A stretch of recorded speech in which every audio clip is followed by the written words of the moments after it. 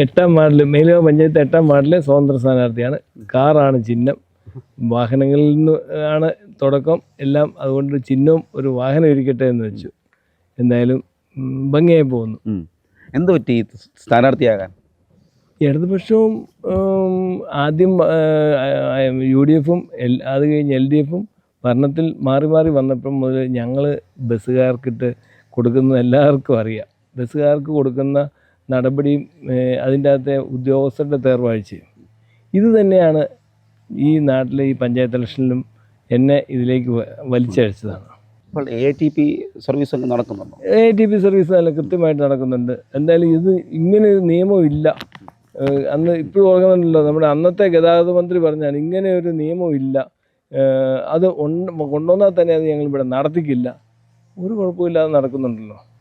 അപ്പോൾ അതിൽ നിന്ന് മനസ്സിലാക്കണം, യോഗ്യതയില്ലാത്ത മന്ത്രിയായിരുന്നു എന്നുള്ളത്. യഥാർത്ഥത്തിൽ ഇടത് ജനാധിപത്യ മുന്നണി ഇപ്പോൾ 10 വർഷം ആകുക ഭരിക്കാൻ തുടങ്ങിയിട്ട്. ആദ്യത്തെ 5 വർഷത്തേക്ക് അവരെ ആരും ഒരു വലിയ ഉപദ്രവമില്ല, ഒരുമാതിരി നല്ല ഭരണമായിരുന്നു. പക്ഷേ 2ാം ടേൺ വന്നപ്പം നമ്മളൊന്ന് നോക്കി, എന്നും വിവാദത്തിലാണ്.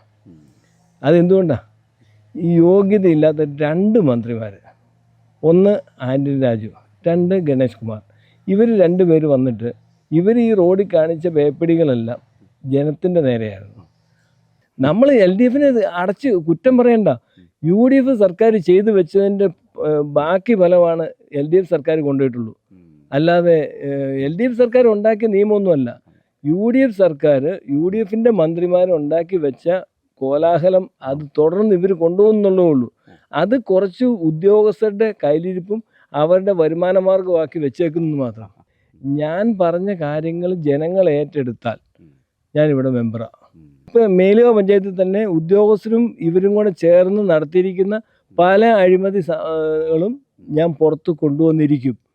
അതിൻ്റെ അകത്ത് ഒരു മാറ്റവും ഇല്ല. അതിന് ഞാൻ വിട്ടുവീഴ്ചയില്ലാതെ ഞാൻ ചെയ്യുമെന്നാണ് പറഞ്ഞത്. അതിൻ്റെ കാരണം നമ്മൾ ചിന്തിക്കാത്ത നടപടികളാണ് ഇവിടെ നടന്നിരിക്കുന്നത്. വീതം വെപ്പെന്ന് പറഞ്ഞാൽ ഇടതും വലതും എല്ലാം ശരിയാണ്.